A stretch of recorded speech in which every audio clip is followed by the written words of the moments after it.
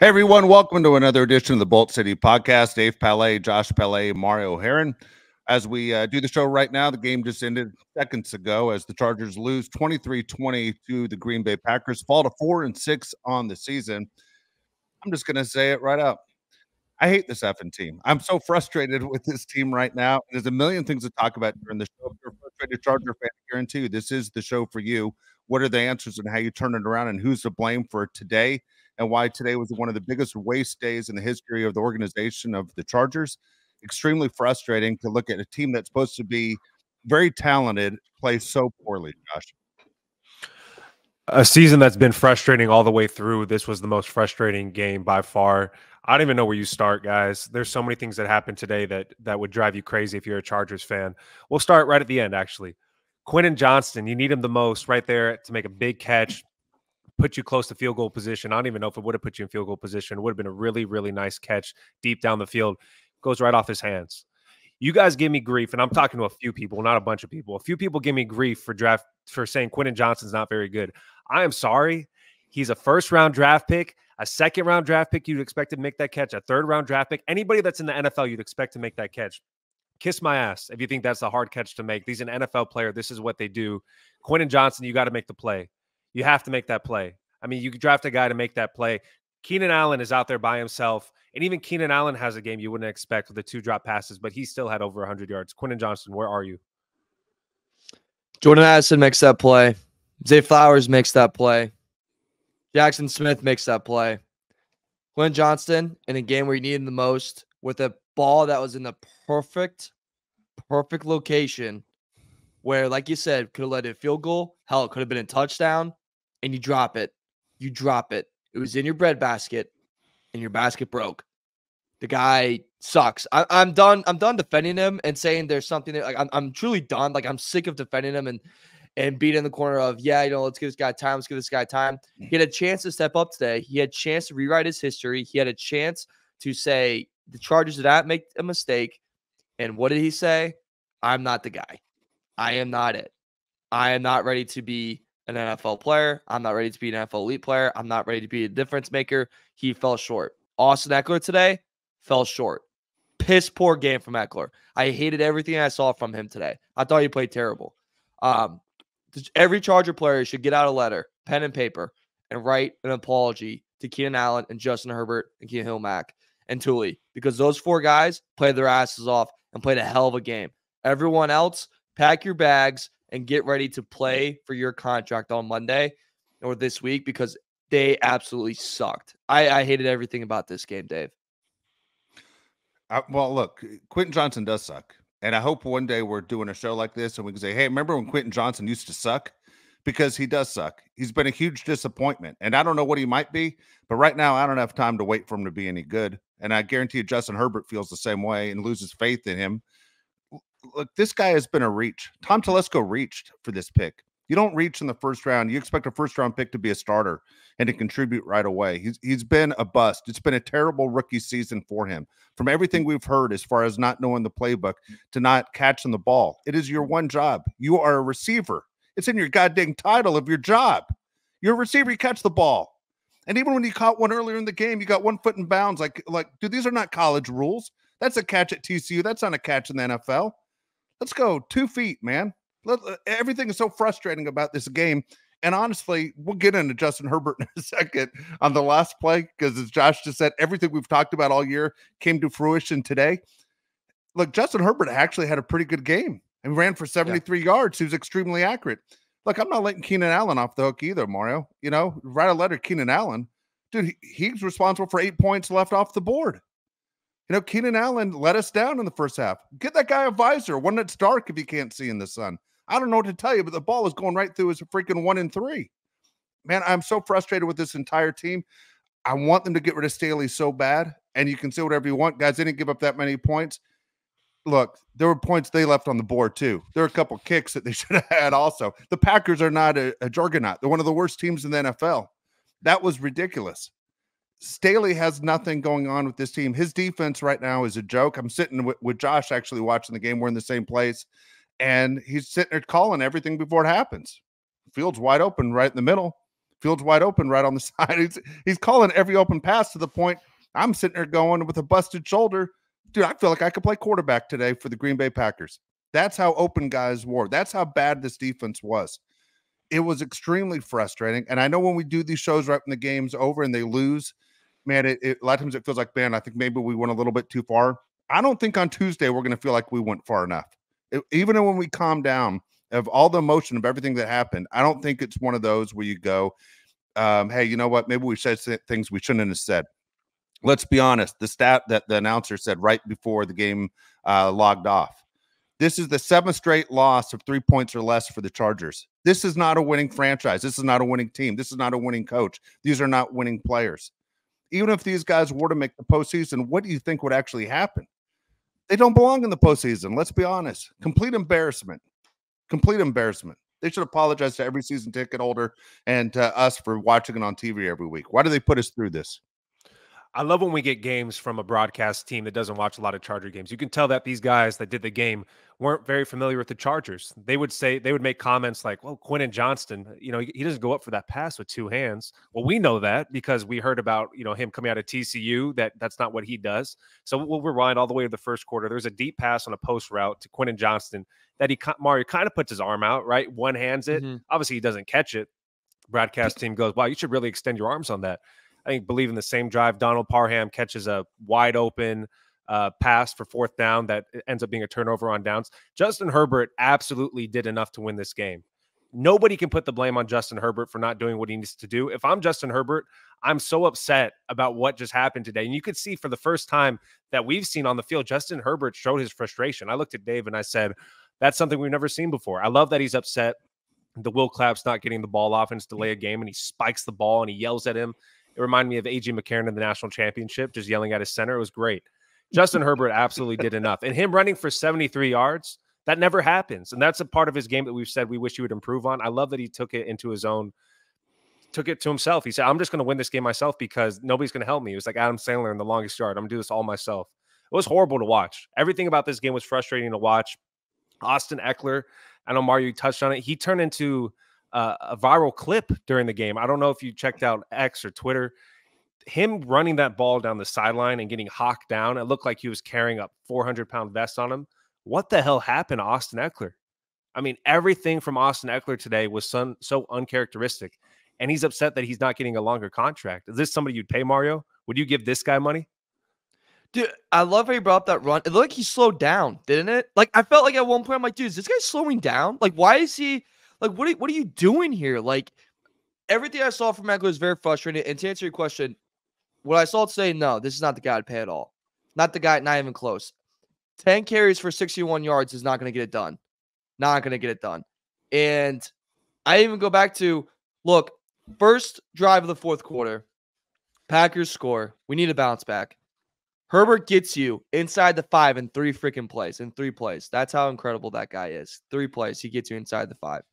What does he do right away? He fumbles. And this is the thing that sends me, by the way. This was sending me. This makes me so frustrated. They prepared all week for the field. Does he have the right cleats? How do you not have the right cleats? How? You have sponsorships. They do 4 freaking cleats a week.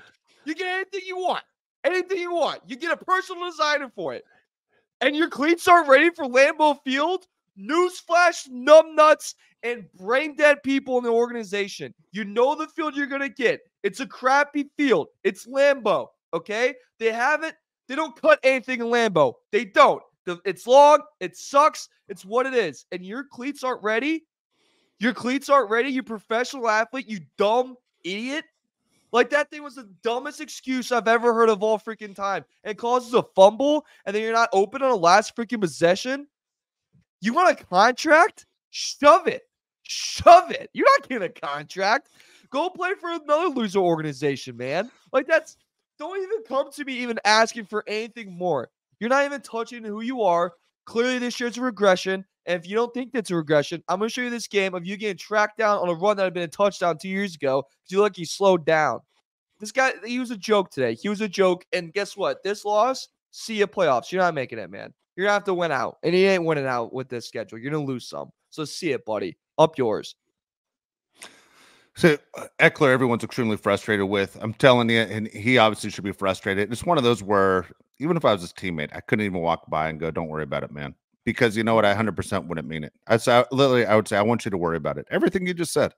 They kept talking about it before the game, about the length of the cleats, this and that. And look, NFL teams, every professional team that goes through something like that, they're aware before the game starts of what the length of the cleat's supposed to be. Like, was he the only one that said, "I'm not changing my cleats"? Why was he having such traction problems compared to everybody else? Guys on the Packers weren't falling down like he was. Nobody fell down like he did. That fumble at the beginning of the fourth quarter was huge, man. To drop that ball, on the 2-3 yard line, and you're just about to put it in. And when Josh said Herbert was like, "I'm just going to do it myself," if you notice the next time they had the ball, like he wasn't even looking Eckler's way. There were a couple times on those plays, Eckler's just standing there wide open, right in front of his face. He's like, "I'm not giving you anything." He looked like what Josh Allen should do to Diggs as far as saying, "Hey, I know who you are. I'm not getting you the ball. We aren't doing this anymore." It was Austin Eckler's, I thought, worst game as a professional player. He used to have such a great story, too.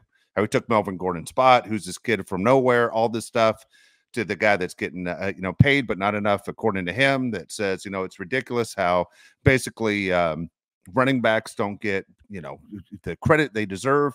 Look, he is trouble. He's actually in trouble. The end of his career is coming sooner than later, to his surprise, and I can't tell you how frustrated I am with Austin Eckler because the team needed him. He was my pick to click. I thought this was the day he was going to sit there and show you what he is worth. Unfortunately, he cost this team big time, and he might have cost the team the entire season today. Well, he starts out injured, right? After the first game, he gets injured, and then he doesn't come back. We never question a player's injury, but, that's something that's unusual for him. And you got to question, is he missing time because of his contract, because he's upset? And then he comes back and he drops passes, and you think, wow, he never drops passes. And then today, he looks slow. He fumbles. He drops passes. I mean, there's nothing that he did today that looked good. He looks so slow out there, Mario. If he was to race a pregnant woman, he'd finish in third place. I mean, he was so slow today on the field. There's nothing good about anything that he did. Austin Eckler was a shade of himself. Joshua Kelly played like the backup running back he is. I mean, there's nothing that Justin Herbert could do but throw the ball to Keenan Allen. Donald Parham had some nice catches after the drop, but it was still a huge drop. I mean, we can't gloss over these things. The drop by Donald Parham in the beginning of the game was massive. Keenan Allen dropping 2 passes near the goal line, massive. The second of which would have been a guaranteed touchdown, 100%. Hit him right in the chest. I don't know if it was the sun or not. I don't care.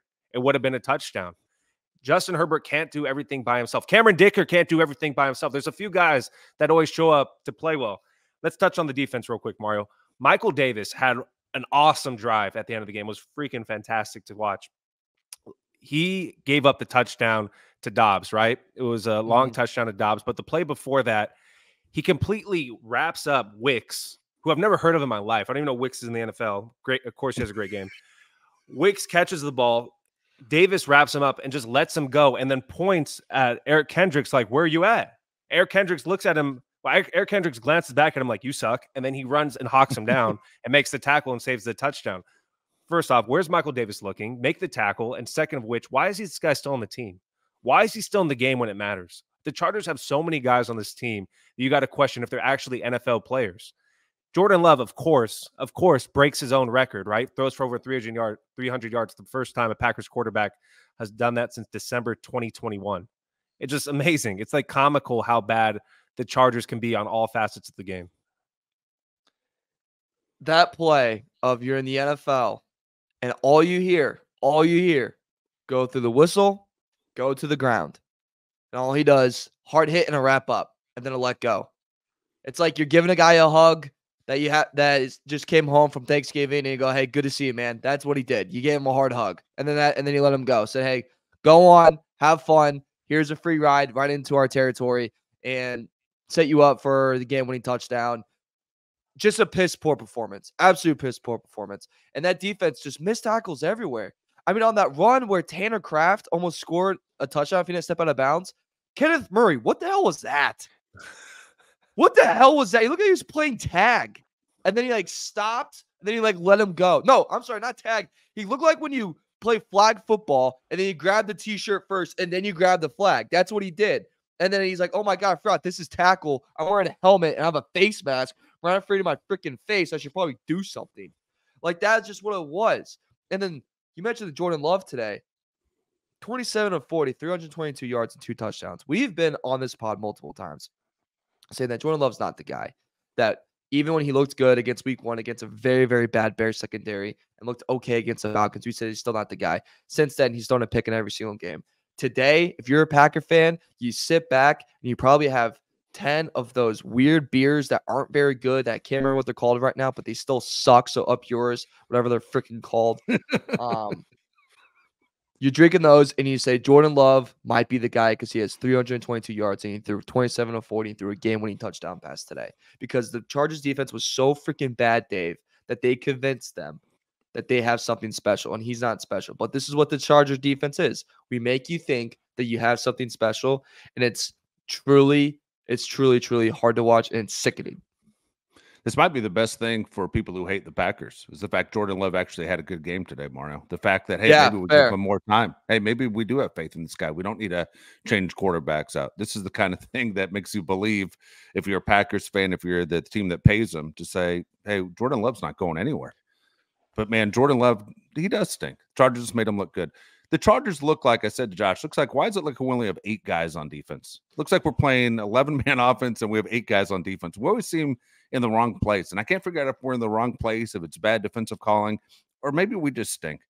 And I start to believe that our guys just aren't that talented. When we picked our picks to click the other day, and we were focusing on Khalil Mack, and Khalil Mack ended up with 2 sacks, and he played fine and forced a fumble and everything else. 8 tackles. Yes. Guess what? And who was the second guy? It was Kendricks, right? As far as tackles go. And he, of course, played in the division too. Yet you sit and you look at everybody else, whether it's Asante Samuel Jr.'s PI on 3rd and forever. That killed him. That was 20. terrible. 3rd and 20. It was absolutely insane. And then, as you mentioned, Michael Davis, and you sit and you go through the guys over and over again, and you're like, God, this team stinks. And you're going, all right, if you were to take next year's draft and you drafted only defensive players through 7 rounds, you'd still say, I don't think we can fix it. That's not a good sign, right? The only way to fix this defense is probably through free agency or trades. And you don't see crazy trades that usually work out in the NFL. People don't go that route. It's extremely frustrating to go, what is the future of this organization? Guys, I know I've said it a million times. I mean, almost since the show started, and it's almost become like a running joke. And I'm not about to talk about Bosa right now, but we will get to Bosa. Staley has to go. You got to change things up, man. You're 4-6. You're about to fall to 4-7 when the Ravens come to town. You just change it up now. And if you're not going to change it up now, you know what you do? You give the new head coach a chance to start against a team that he has a chance to get a win in week 1, and that's the following week when they face the Patriots. But Staley has to be gone. To finish out this run this entire season is ridiculous. It's not only is it not working, you're embarrassing yourself and you're losing in a form every single weekend that is unbelievably painful to the organization, to the locker room, to the fan base.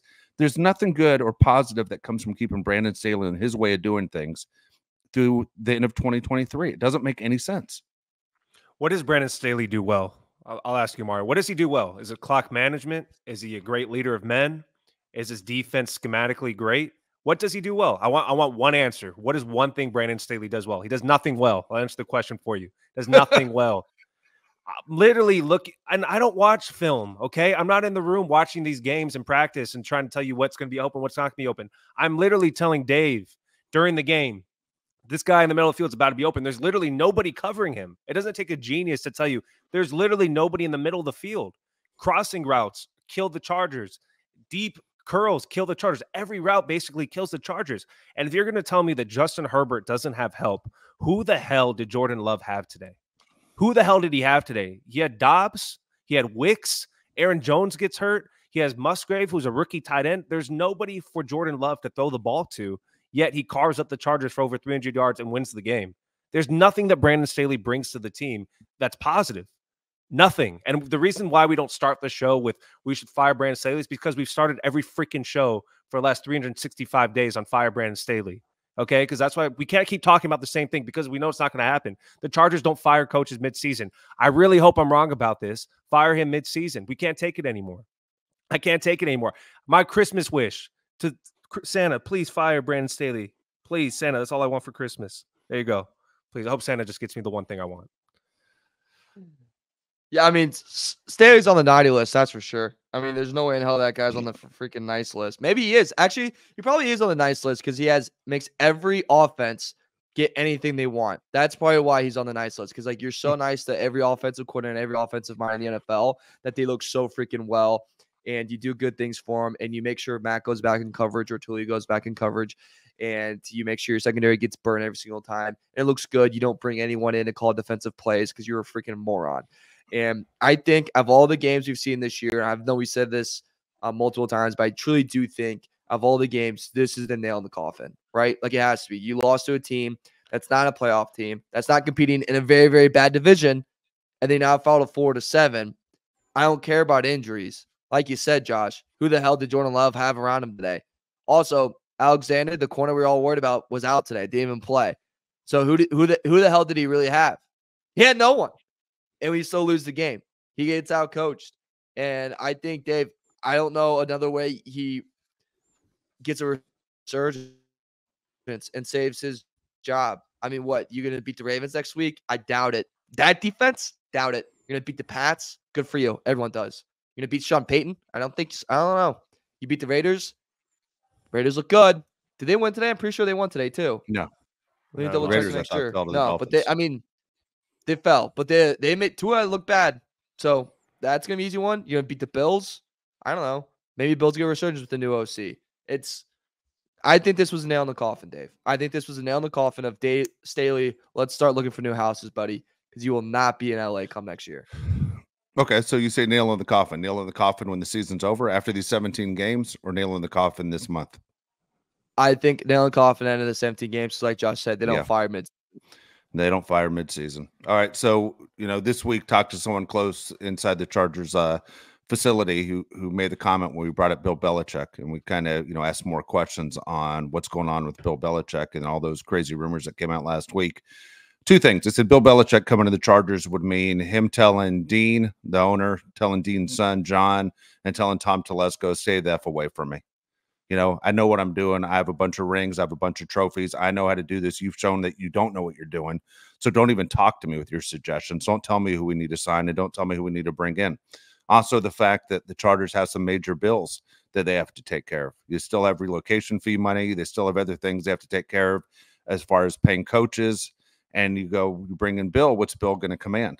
So I don't know where the Chargers are at financially. The money is not in their favor. Let's be honest. When you look at the NFL and the 32 teams in the league, you're looking at 32 billionaires. But the difference between the Chargers and the Raiders compared to everybody else, meaning Mark Davis and Dean Spanos, is this is a high stakes poker game. That's what NFL owners are in right now.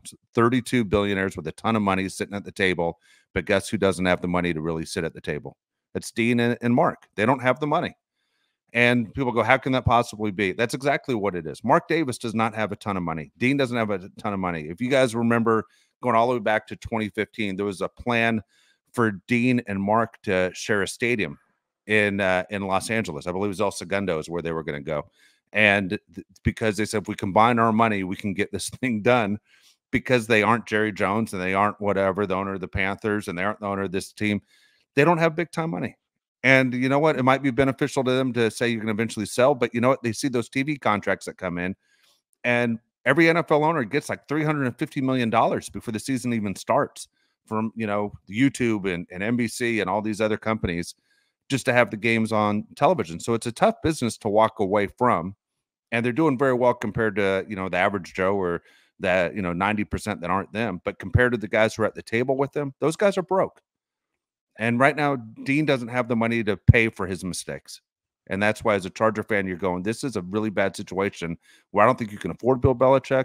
And that's why I would make the change as far as Staley goes and stay in-house and do something you don't do, fire a coach in the middle of the season. And Kellen Moore, you make the same money I'm paying you now as an OC to also be our head coach.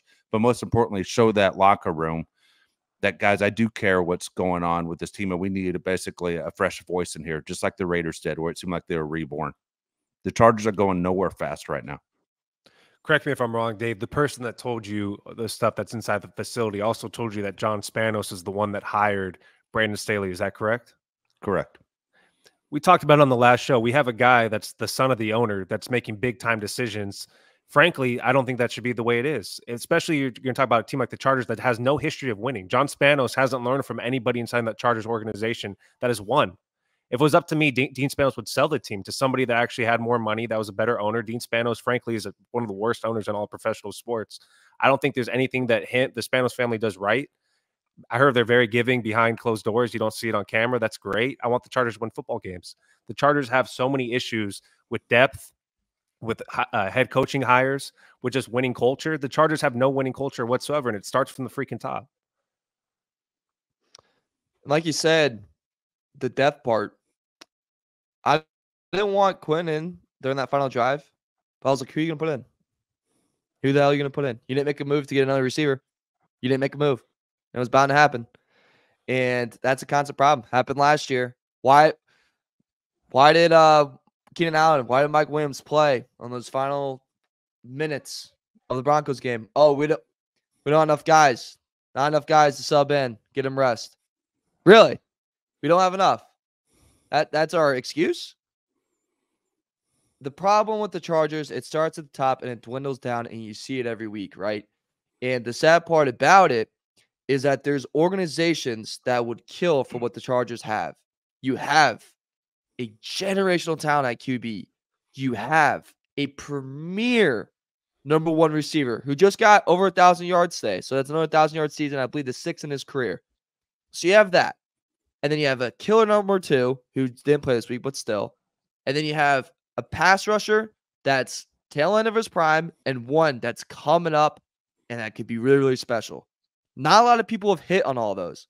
I can tell you Chicago's definitely not hit on it. Indy's not hit on it.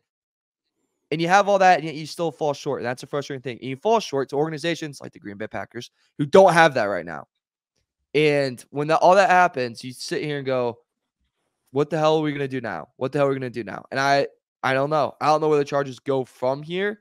I don't think there's, to be honest with you, Dave, I really don't know if there's any other hope for the rest of the year. Bosa looks like he's done for the year, to add to the laundry list of injuries, which that certainly does not help this defense. It does not help this team. And to look at it right now, it's like, what do we have in winning games?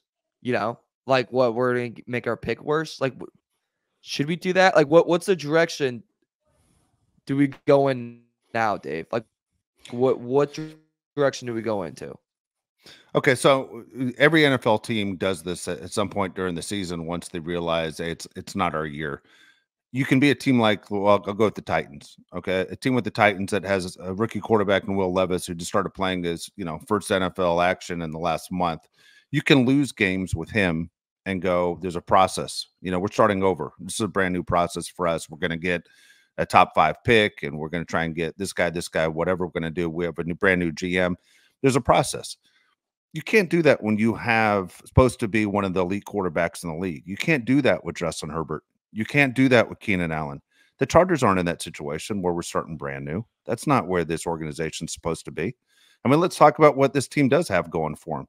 They have a star quarterback in Justin Herbert. They have a possible Hall of Fame wide receiver in Keenan Allen. And you're playing in the number 2 media market. You're playing in the best stadium in the NFL. Your rent's like $1 a year. I mean, that's ridiculous, right? And the team that you share the stadium with, you're supposed to be better than they are. I mean, there's so many things that are going their way, right? The thing is, they haven't figured it out. And the loser mentality starts at the top, just kind of going back to, I guess, the direction Josh went right there. Even with John and John Spanos, again, I knew him when he was young, like 18 years old, young.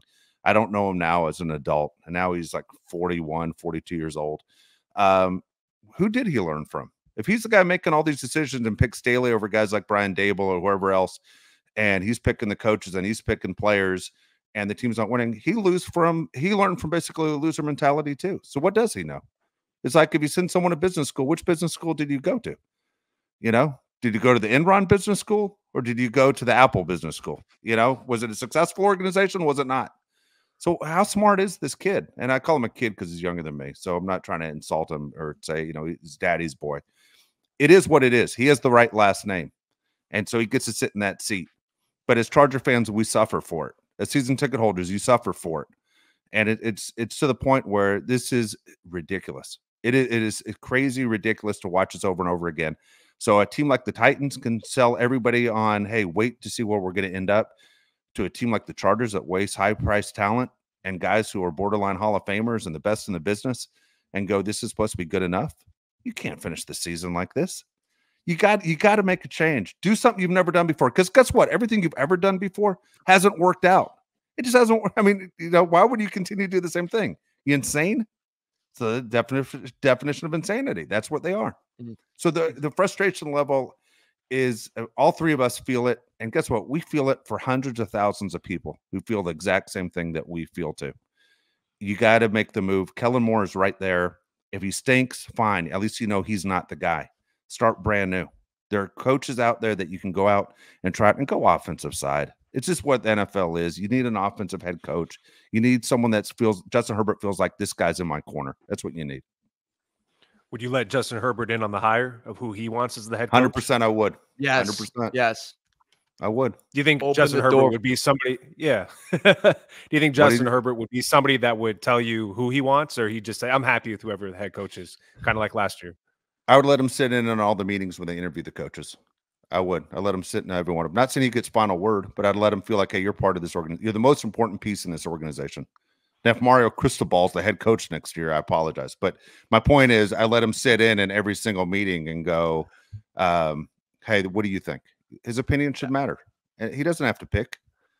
But, man, this is awful. Now, he has to feel, Josh, I'm sorry, I'm going to cut you off. You're good. What I'm going to say is this. He has to feel today like he's on an island. He showed it today. We've been asking for him to show some kind of emotion. You called it when he threw the ball down. You know how hard it is to spike the ball down and then look a guy that's twice your size that you're depending on to save your ass and tell him you suck and how disappointed I am in you. But, hey, in 30 seconds, hey, have my back. You know what I mean? He's like, that guy wants to kill me right now. I embarrassed him on national TV. But you know what? He did it because winning and the scoreboard are the only thing that matter. That's it. And that's what matters to us, and that's what mattered to Justin Herbert today. The scoreboard is the only thing that matters. And there are guys on that franchise that are doing things to hurt his chances of being on the right side of that scoreboard. And today it looked like he finally was sick of it.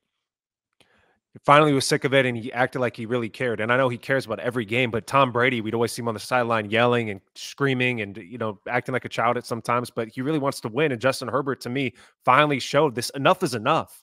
And I need this. I need this win. And to talk about John Spanos and who he's learned from, it's like the movie Karate Kid. Well, John Spanos' sensei sucks, right? His sensei got his ass kicked. His dojo sucks. Yeah. Everything that John Spanos has learned from isn't good. There's nothing good from what John Spanos has learned in his entire existence of being in football. The Chargers have never won anything. So bring in somebody different. You said it right there a second ago. The Chargers have a history of not firing their head coaches during the season. Why not? It hasn't worked. Bring somebody else in. And 100% Justin Herbert should be in on the decision. LeBron James gets to pick all of his players. He's won championships. Kobe Bryant got to pick his head coaches and players. He won championships. The best players get a pick who's part of the team. Justin Herbert is the Chargers. When you think of the LA Chargers, you don't think of John Spanos. You don't think of Brandon Staley. You think of Justin Herbert. Let him make the decision because he is the franchise. And if he's not making the decision, like you said, at least let him in on the decision and make him feel like he's a part of the decision, because the Chargers need to switch it up. Everything, switch it up. No depth, Mario. Tom Telesco. No depth, no talent on the offensive line. Trey Pipkins, if it's on your bingo card, Trey Pipkins is going to get his ass kicked today and have a holding call. You won again. It's ridiculous, man. There's nothing. And then A.J. Dillon, I know I'm all over the place, but A.J. Dillon's the only freaking running back on the whole Packers team, and you still lose the game. I mean, there's so many things today that were just so incredibly frustrating. I think also the frustrating part of it, too, is in classic Charger fashion. Our leading rusher today was Justin Herbert, a guy that's, it's not like we have a Fields or Lamar or a Josh Allen where like running is 50-50 of the game. It's like, no, we have a guy that likes to be in the pocket. Like that's primarily where he throws, and he's our leading rusher today. And we have a Pro Bowl caliber running back behind him. That part too is extremely, extremely frustrating.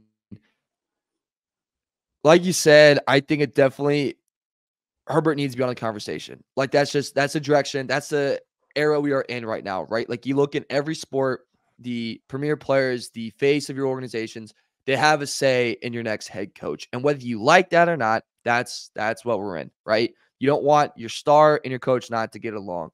And does it work all the time? No. And if you want examples of it, follow Kevin Durant's career. Happens a lot. But if you want success of it, there is a lot of success of it. And by the way, it doesn't always happen at the pro level. It happens at the college level too. Drake May played a large part in finding his OC for the North Carolina Tar Heels. So I think it's going to happen at North Carolina. It's going to happen at Los Angeles Chargers with Justin Herbert. And I think, is it going to lead to an offensive guy? Like you said, Dave, it's the era we're in. All right. So probably. When you put clothes on, you don't put clothes on that looks good in 1993. All right. You put clothes on that looks good in 2023. So get with the era, get with the times, or get lost. All right. Adapt and overcome, or shove it up. So, eat it or shit it. Or, God, I need to stop cussing. I'm causing so much editing for myself that I really don't want to do. Leave it. Yeah, that one might be a leave-in. So it's what it is. Yeah, look. It just adds to the laundry list of problems that the Chargers have right now. And it's just one of those things where, like, this is the season from hell, right? Like, nothing's going right. Nothing's going right. And it's just everything just looks like it's falling apart. And like last year, it kind of felt like that. But then, like, there's a resurgence of when everyone kind of came back at the right time. Like, Bosa kind of came back at the right time. Williams kind of came back.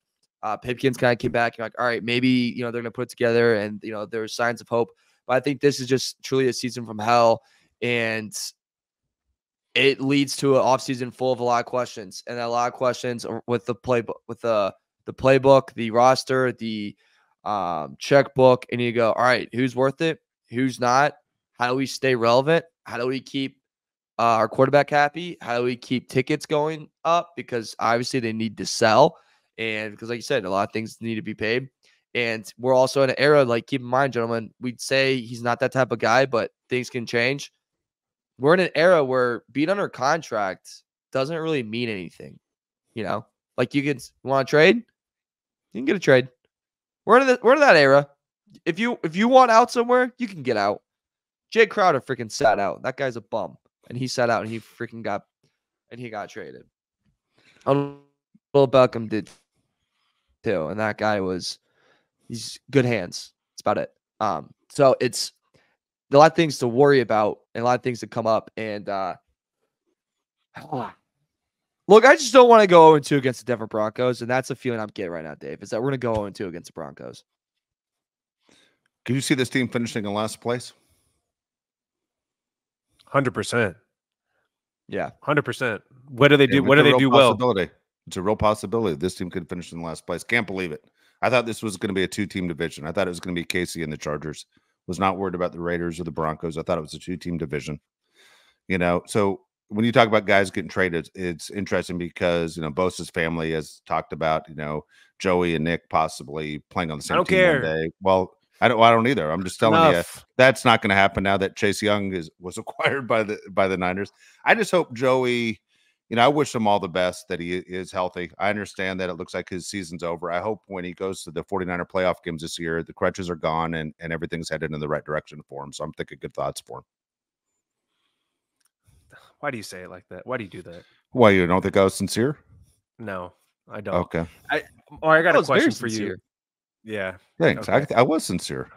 When he shows up to the 49ers playoff game, he doesn't have crutches? That was sincere? I don't want to be in crutches. When he threatens fans in Philadelphia, I don't want to see him on crutches. Okay, there it is. There it is. Mario. Yeah, right, there's going to be a zinger in there somewhere. Yeah, there it was. All right, Mario, I have a question. When Justin Herbert runs the ball for 73 yards today, is that him saying F it? Like, I know you guys tell me not to run the ball. I got a career ahead of me, but, F it. Like, I want to win this game. I don't care what you guys say, because we've seen so many times Justin Herbert not run the ball or just pull up and throw the ball out of bounds. And today he was just like, screw it. I'm throwing my head into it. Like, I'm just going to run for as much yards as possible. It's 100% the way I saw it, by the way. If I'm Justin Herbert, man, I get on that plane. Right, I got to do it myself. Yeah. If I'm Justin Herbert, guys, I get on that plane today with my headphones on, and I'm not talking to anybody. I'm not talking to coach. I'm not talking to player. I'll talk to everyone tomorrow. I need time. It's a cooling off period for me today, guys. I'm not pointing any fingers, but I got nothing to say. I'm going to talk to the media when the game is over, and we're going to get on that plane. We're going to go back to LA. We're going to try and fix it tomorrow. I got it. But man, there's not one guy on this plane that I think has given the same effort and prepared and as good as I am. I mean, he put his career at risk today by running for 73 yards, but he had to. He was like, I'm playing 1 against 53 today. And to your point too, Dave and Josh, the not healthy. He still got that freaking messed up finger, and he was running like he had to, and there was no other option. Yeah, and that's the spot we're in where you're asking your guy to not only be Superman, you're asking him to be freaking Batman too.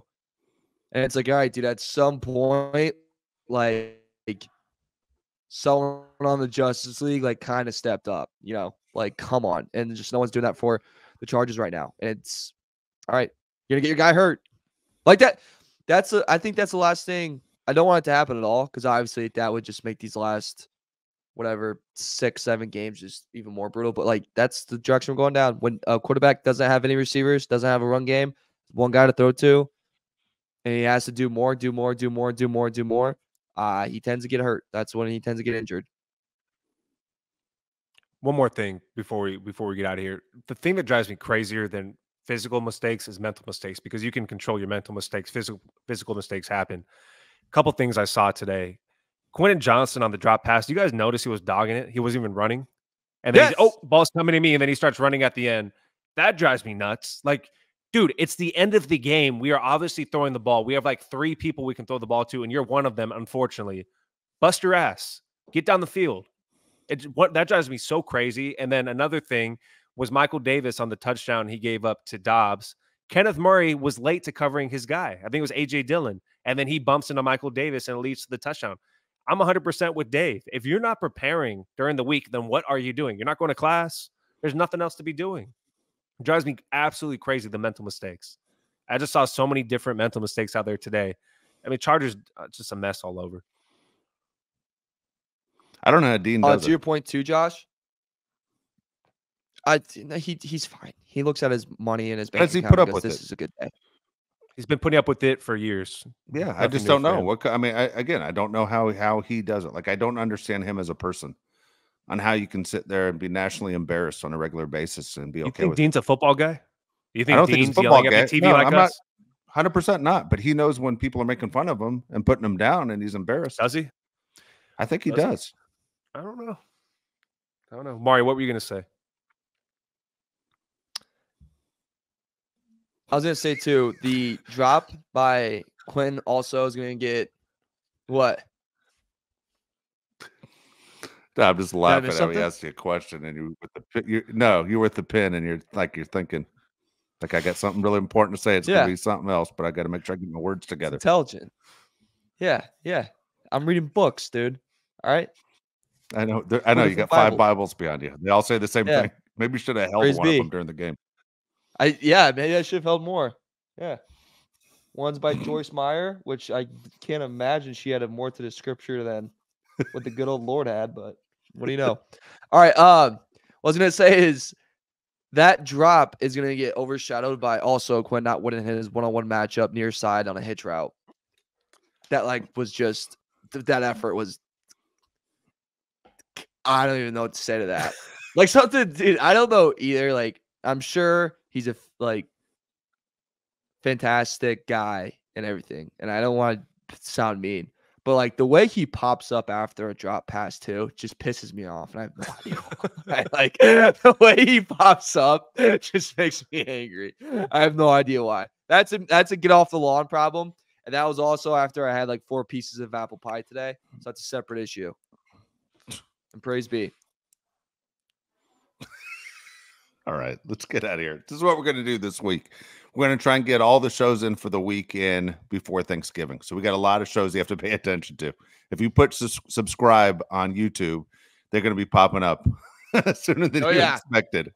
All right, they're going to be popping up. At the same time, we'll recap the NFL in the next show. At the same time, we'll look to see where the Chargers are at, if they've made a move. Probably not. It's going to kind of spoiler. Probably not. Probably things are going to look pretty much the same going in next week's game. We'll give our predictions. We'll break down the Ravens game.